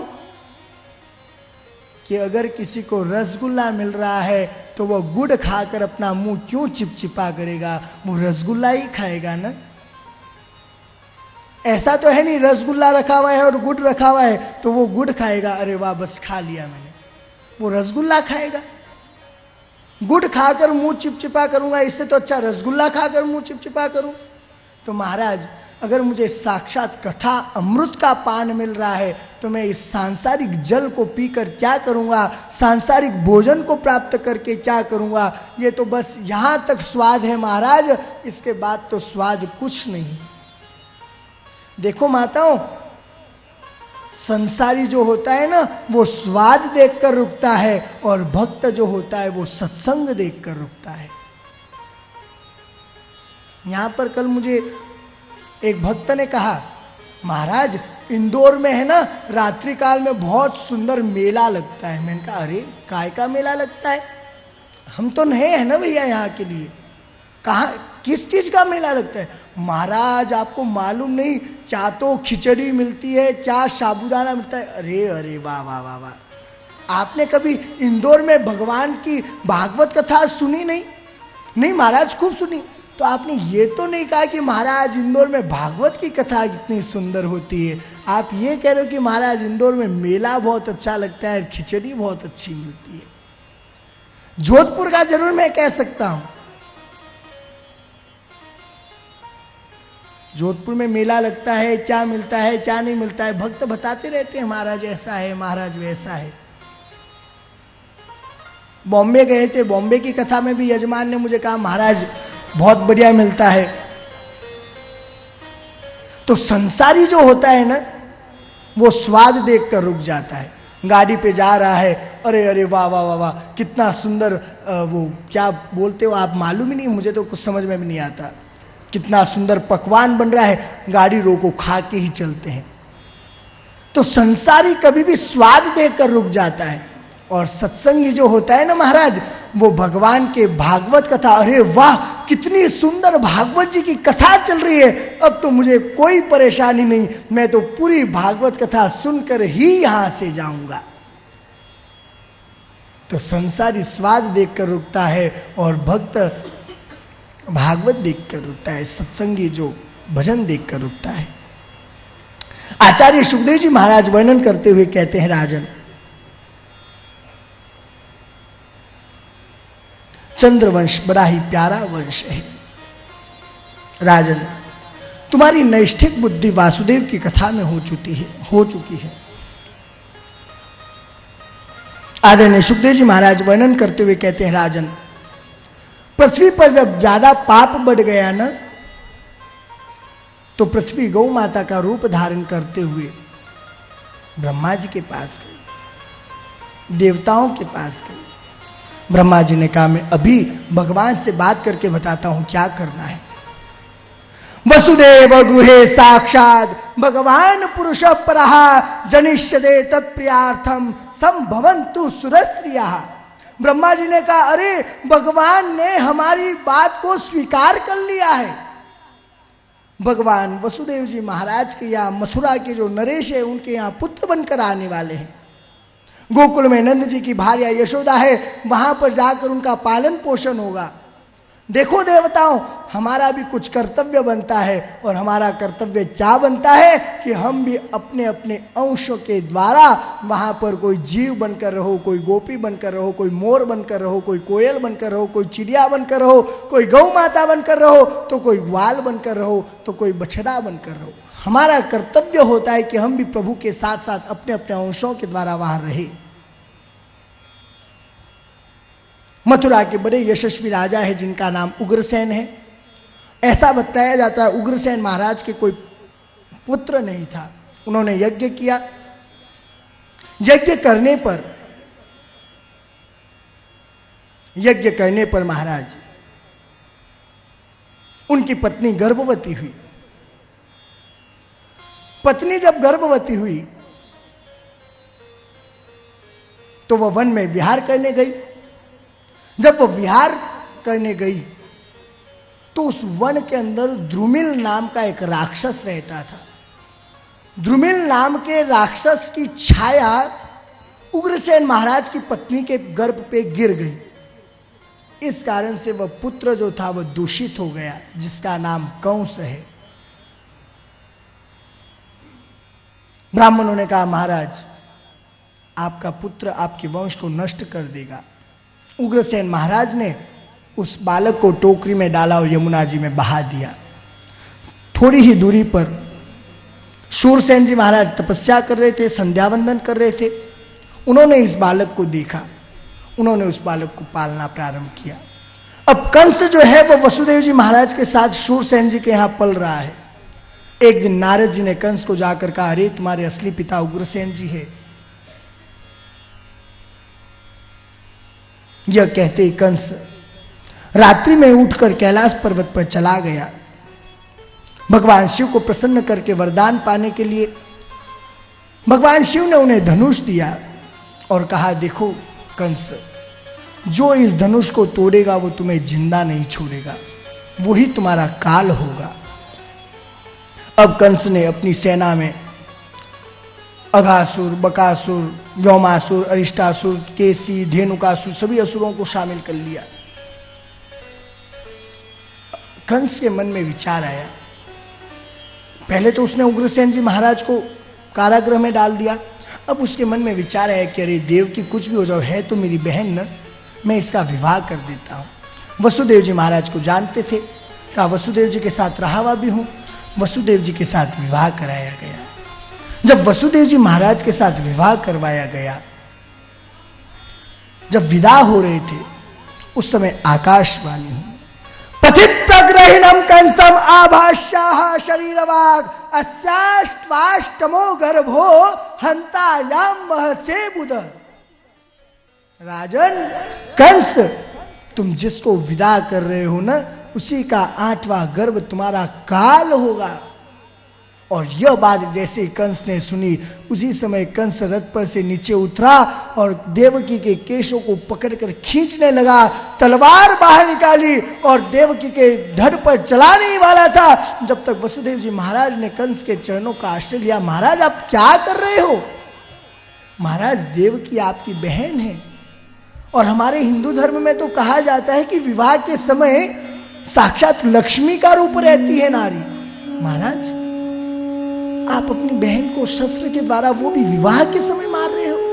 महाराज ये आपको शोभा नहीं देता।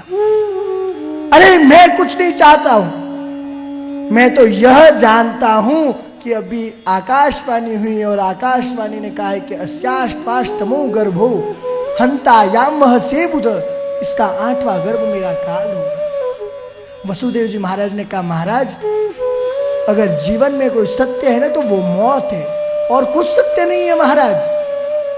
मौत, जब हमारा जन्म होता है ना, हमारे जन्म के साथ ही हमारी मौत भी जन्म ले लेती है। जैसे ही हम गर्भ से बाहर आए और मौत ने भी जन्म ले लिया।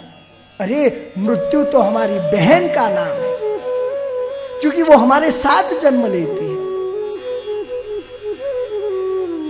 माताओं, समय की सीमा है। बाकी प्रसंग बहुत सुंदर है।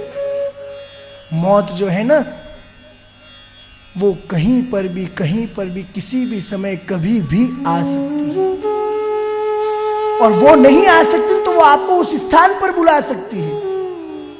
वेदव्यास जी को पता चला कि भाई मृत्यु से डर लगता है, यमराज जी के पास जा रहे हैं, तो दासराज जी, वेदव्यास जी, नारद जी यमराज जी के पास गए। यमराज जी का अरे अरे अरे, अभी इनका नाम लिखकर मैंने यमदूतों को दिया है। अब ये चारों गए यमदूतों के पास। यमदूत ने कहा, अरे अरे अरे महाराज, अभी एक क्षण हुआ होगा, मैंने कालपाश वाले को इनका नाम लिख कर दिया है। माताओं, कालपाश वाले के भवन में जब गए ना, और जैसे ही कालपाश ने दरवाजा खोला, खोलते ही वेदव्यास जी महाराज के नाना जी दासराज जी को खून की उल्टियां हुई और वहीं पर प्राणांत हो गया। कहा, महाराज कैसे आना हुआ? कहा, अरे हम तो इसलिए आए थे कि इनको मृत्यु से डर लगता है, इनकी मृत्यु नहीं होनी चाहिए। महाराज इनकी मृत्यु होने ही वाली नहीं थी, क्योंकि इनकी मृत्यु तब होने वाली थी जब वेदव्यास जी, दासराज जी, नारद जी, यमराज जी, यमदूत, आप पांचों जने जब मेरे द्वार पर आओगे तब इनकी मृत्यु होने वाली थी, नहीं तो इनकी मृत्यु लिखी हुई नहीं थी, इनकी मौत होने वाली ही नहीं थी महाराज। पर आप स्वयं पांचों जने यहां चलकर आ गए, उसमें मेरा क्या दोष है? तो देखो कंस, मृत्यु तो कभी भी किसी भी समय कहीं पर भी आ सकती है। मृत्यु तो हमारी बहन का नाम है। मृत्युर्जन्म बताम वीर देहे न सहजायते अद्यवाप्त शतांते वा मृत्युर्वै प्राणी नाम ध्रुवा। महाराज मैं प्रतिज्ञा करता हूं कि जैसे जैसे पुत्र का जन्म होगा वैसे वैसे मैं आपके पास लाता रहूंगा। पहला पुत्र हुआ, कंस के पास ले गए, कंस को दया आ गई, अरे पहला पुत्र क्यों मारूं इसको, छोड़ दिया। नारद जी जाकर समझाए, देखो महाराज 1 2 3 4 ये कभी भी कोई भी 8वां हो सकता है, तुम देवताओं की लीला नहीं समझते।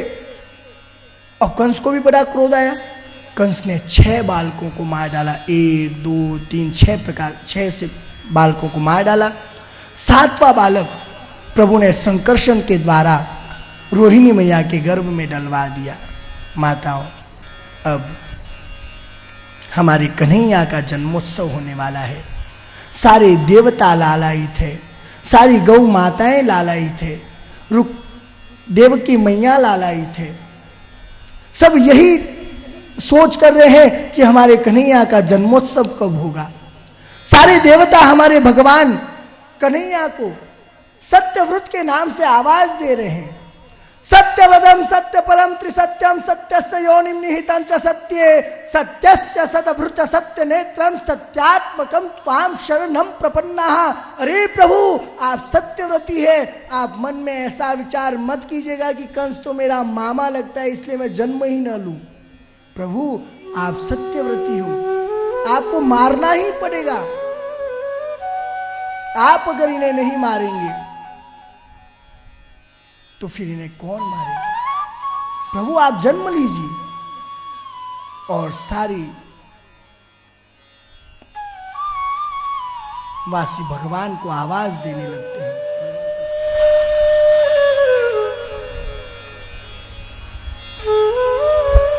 सभी प्रभु को आवाज देने लगते हैं।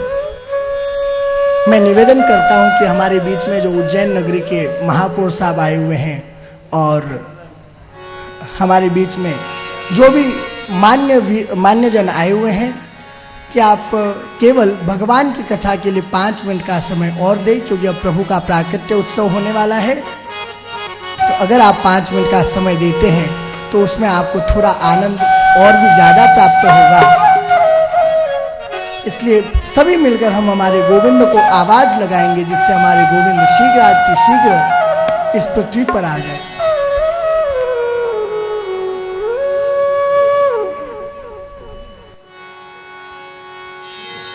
परित्राणाय साधूनां विनाशाय च दुष्कृतां धर्म संस्थापनार्थाय संभवामि युगे युगे।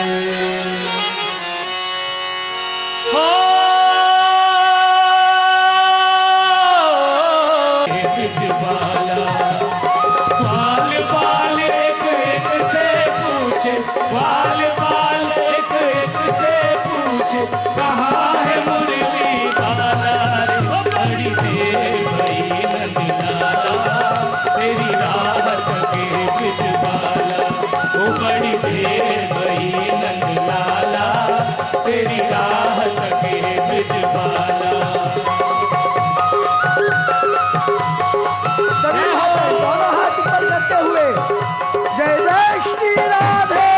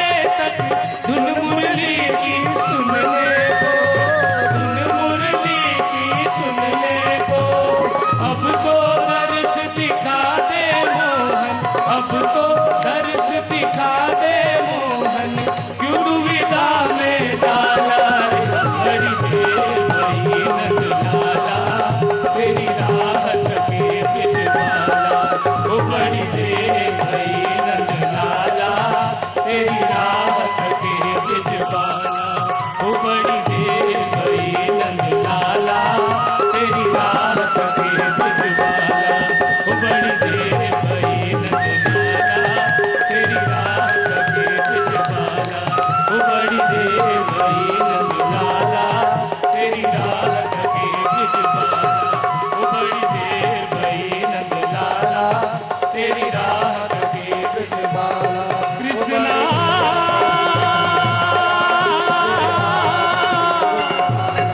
ओ बड़ी देर हरे कृष्णा बड़ी देर हरे ओ बड़ी देर कृष्णा ओ बड़ी देर भई हरे कृष्णा ओ बड़ी देर तेरी राहत के ब्रिजबाला बंसी वाले गोकुल के राजा मेरी अखियां तरस गई अब तो आजा घट घट बंसी वाले सभी दोनों हाथ ऊपर करते हुए बोलेंगे मेरी अखियां तरस गई अब तो आजा घट घट बंसी वाले गोकुल के राजा मेरी अखियां तरस गई अब तो आजा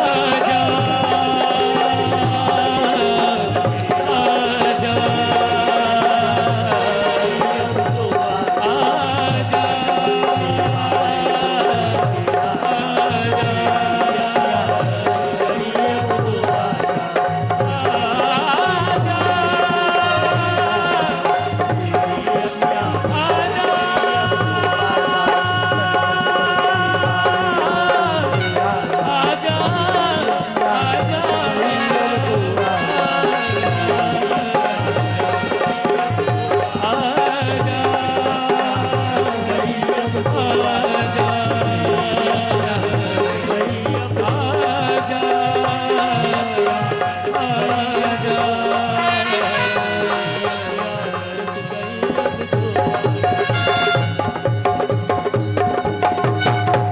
नटखट बंसी वाले गोकुल के राजा मेरी अखियां तरस गई अब तो आजा नटखट बंसी वाले गोकुल के राजा मेरी अखियां तरस गई अब तेरी अखियां तरस गई अब तेरी अखियां तरस गई अब तो आजा बोले वृंदावन विहारी लाल की जय बाल कृष्ण लाल की जय महाकाल महाकालेश्वर की जय।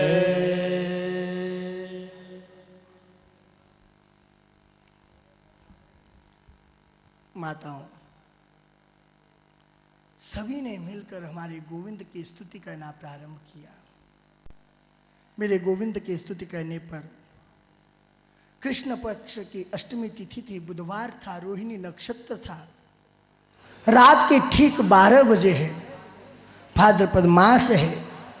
प्रभु ने सोचा मैं यशोदा मैया तो इसलिए सौभाग्यशाली है कि मैं यशोदा मैया के पास पालन पोषण करूंगा, देवकी मैया तो इसलिए सौभाग्यशाली है कि मैं देवकी मैया का स्तनपान करूंगा, लेकिन मैंने रोहिणी मैया को क्या दिया? रोहिणी मैया को तो मैंने कुछ दिया ही नहीं। इसलिए मेरे कन्हैया ने रोहिणी नक्षत्र का चयन किया कि मैं रोहिणी नक्षत्र में जन्म लूंगा।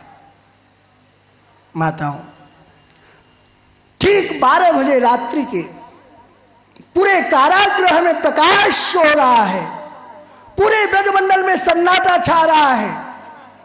योग माया ने ब्रह्मा जी को जाकर कह दिया, महाराज अब इस ब्रज की जो माया की डोर है वो आप मेरे हाथ में सौंप दो, अब आपका काम नहीं, अब योग माया का काम चलने वाला है, अब सारा कार्य मेरा है, अब आपका कोई कार्य नहीं है महाराज। सारे लोग गहरी नींद में सो रहे हैं और मेरे गोपाल का रात्रि में ठीक 12 बजे प्राकट्य हुआ। बोले कृष्ण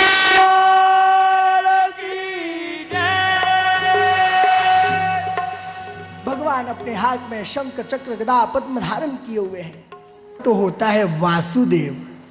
ह का मतलब है महाराज हरि, ग का मतलब है महाराज गोविंद और र का मतलब है महाराज राम। तो महाराज हमारे वाहे गुरु में और आपके इस राम में गोविंद में कोई अंतर नहीं है। हमारे गुरु ग्रंथ साहिब और आपके भागवत जी, आपके रामायण जी, हम सब एक है महाराज, हमारे में कोई अंतर नहीं। अंतर तो हमने बनाया है। मैंने इसे बताना यहाँ पर उचित इसलिए समझा कि भाई साहब भी बैठे हैं और भाई साहब से कुछ छुपा हुआ है नहीं, क्योंकि उन्होंने गुरु ग्रंथ साहिब का भी पाठ तो किया ही होगा। तो कभी भी आप माताओं मन में यह विचार मत लाइएगा कि ये अलग है वो अलग है, हम सब बराबर है। हमारे कन्हैया का अवतार हुआ, देवकी के कारागृह में पूर्ण रूप से प्रकाश फैल रहा है। वसुदेव जी महाराज ने प्रणाम किया, देवकी मैया ने भी प्रणाम किया। देवकी मैया का प्रभु हमारी रक्षा करना। मेरे कन्हैया ने कहा मैया अभी तो आपको मेरी रक्षा करनी पड़ेगी, अभी मैं आपकी रक्षा नहीं कर सकता।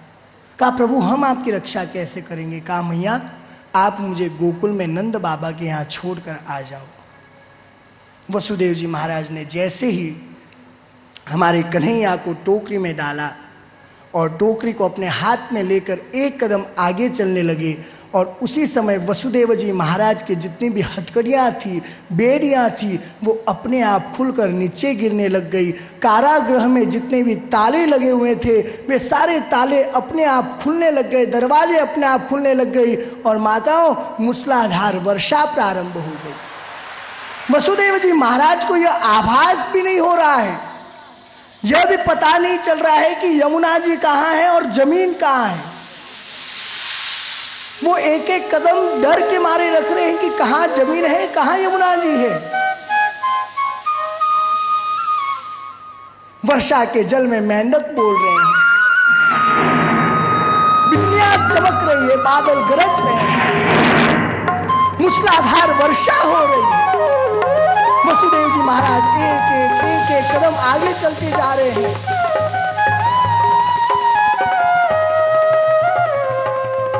वसुदेव जी महाराज एक एक कदम आगे चलते हुए जा रहे हैं। माताओं यमुना जी का प्रवाह इतना तेज होने लगा कि यमुना मैया ऊपर की ओर आने लगी। माताओं सभी आगे ध्यान दीजिएगा, यमुना का जल ऊपर आने लगा। मेरे कन्हैया ने कहा अरे यमुना क्या कर रही हो, मेरे बाबा जी जल में डूब जाएंगे। कहा नहीं प्रभु मैं आपके चरणों का दर्शन करना चाहती हूँ, चरणों को स्पर्श करना चाहती हूँ। मेरे प्रभु ने झट से एक पैर अपना बाहर निकाल दिया और जैसे ही यमुना मैया ने मेरे प्रभु के चरण कमलों को स्पर्श किया, माताओं यमुना मैया ने झट से पूरी जगह दे दी। जल वसुदेव जी महाराज के घुटनों तक आ गया।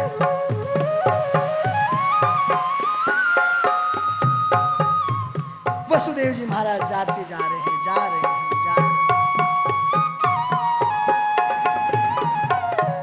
वसुदेव जी महाराज नंद बाबा के द्वार पर पहुंचते हैं।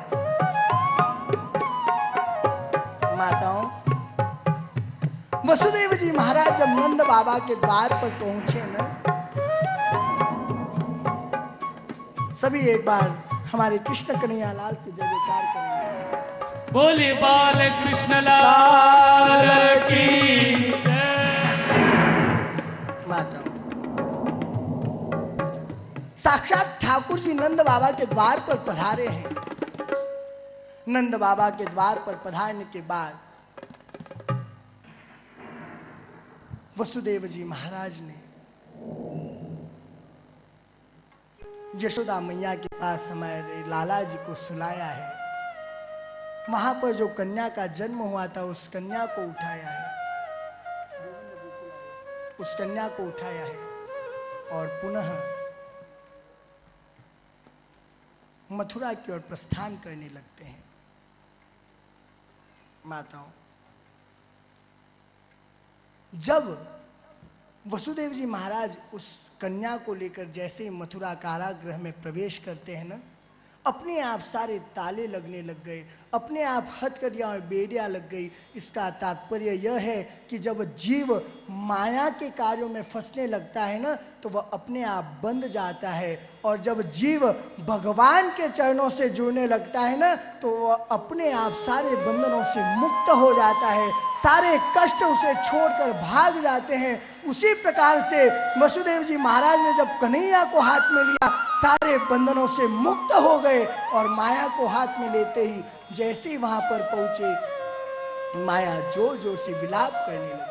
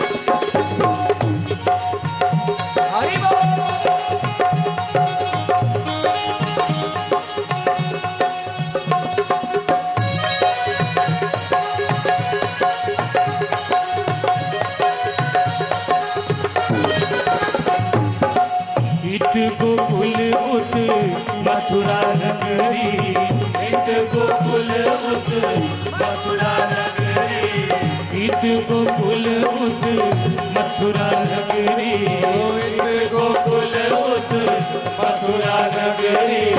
बीच बहत है जमुना गहरी, बीच बहत है जमुना गहरी, जमुना जी तर आयो जी गोविंद गोकुल आयो, गोविंद गोकुल आयो, गोविंद गोकुल आयो, आयो गोविंद गोकुल आयो।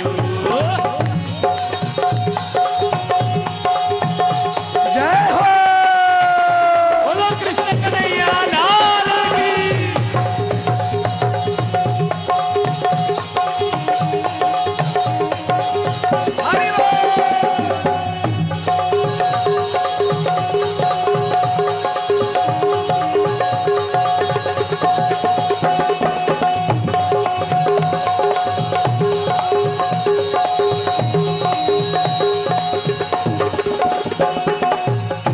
लूट दही माखन खायो, लूट दही माखन खायो, लूट दही माखन खायो, लूट दही माखन खायो। ग्वाल बाल संग लायो जी, वो आयो गोविंद गोकुल आयो, गोविंद गोकुल आयो।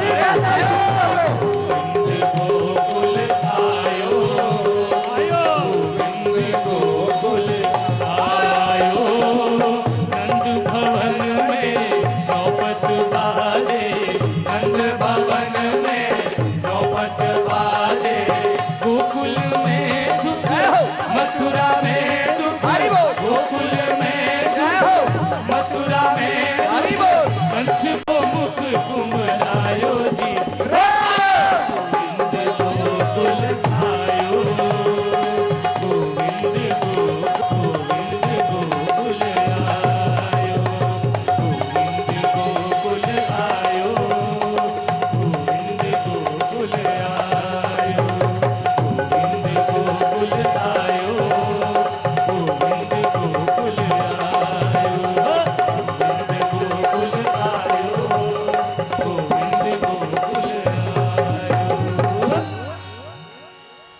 बाल कृष्ण लाल की जय।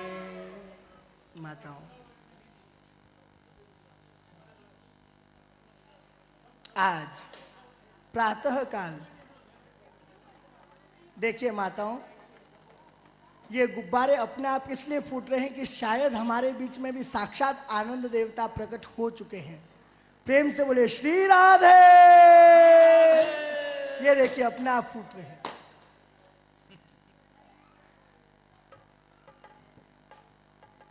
आज नंद बाबा की बहन का नाम सुनंदा था। वह सुनंदा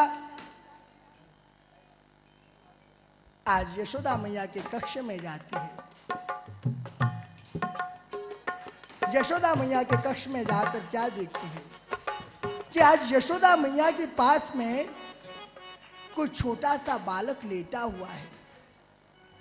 अब सुनंदा मैया बार बार एक बार चादर उठाती है, अरे अरे अरे कोई लाली हो गई तो क्या करूंगी, वापस उठाती, अरे लाली हो गई तो क्या करूंगी, लाली हो गई तो मुझे यशोदा मैया नवलक का हार नहीं देने वाली। अपने यहाँ किसी पुत्र का जन्म होता है तो ननंद को कुछ ना कुछ तो उपहार देना ही पड़ता है। तो अब सुनंदा मैया मन में यही विचार करी, लाली हो गई तो मुझे घाटा हो जाएगा, इसलिए लाला होना बहुत जरूरी है। और माताओं, जैसे ही नंद बाबा तो 5 बजे ही गौ माता चराने के लिए चले गए थे, गौओं की सेवा करने के लिए चले गए थे, यमुना स्नान करने के लिए चले गए थे।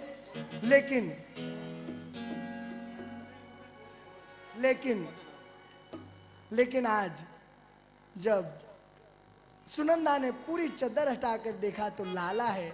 सुनंदा दौड़ते हुए गई, अरे बाबा अरे बाबा अरे बाबा अरे बाबा, तुमने जो ब्राह्मण भोज करवाए हो, अरे बाबा तुमने जो गैया सेवा की, अरे बाबा जो तुमने भांग घुटाई, उन सबको पुण्य तुम्हें मिल गए हो बाबा। अरे का भयो, अरे बाबा तुम उपहार दो, अरे बाबा बधाई दो। अरे हुआ का, अरे बाबा लाला भयो है, लाला बधाई हो।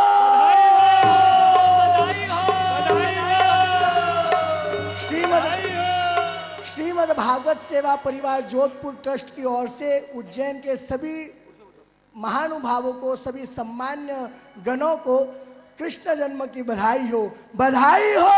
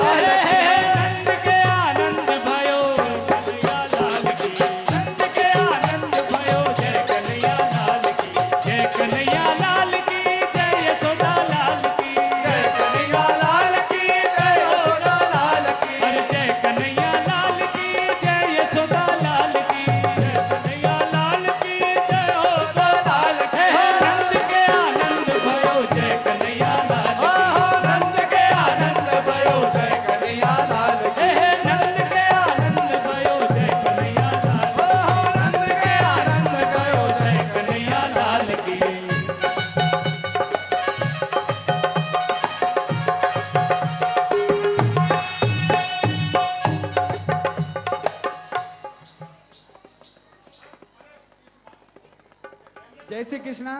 सभी भक्त लोगों से निवेदन है, कृपया शांति बनाकर अपनी अपनी जगह पर बैठ जाएं। सभी भक्तों से करबद्ध निवेदन है को जल्दी से जल्दी अपने स्थान पर बैठ जाएं। सभी माताओं से निवेदन है, एक बार आप अपने अपने स्थान पर बैठ जाए। पता रहे हैं, इन्होंने हमें 20 मिनट का समय दिया, मगर हमने इनका 1 घंटा ले लिया। मैं सबसे पहले इनका अतिरिक्त समय लेने के लिए माफी चाहता हूँ। संसार सारं भुजगेन्द्रहारं सदा वसन्तं हृदयारविन्दे भवं भवानी सहितं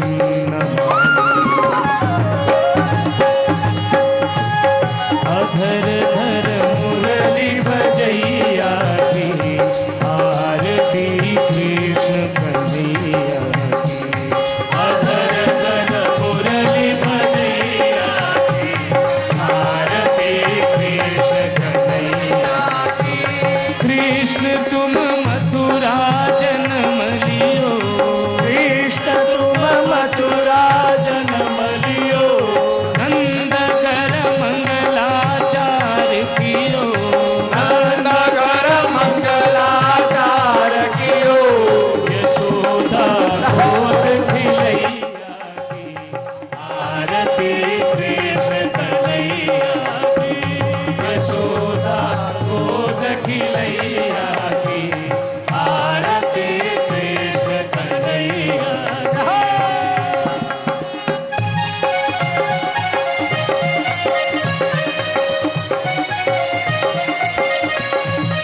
कृष्ण तुम यशोदा के छैया, कृष्ण तुम यशोदा के छैया, श्याम बलदाऊ के भैया, श्याम बलदाऊ के भैया, के वन वन गाय चरैया की आरती कृष्ण कन्हैया की। के वन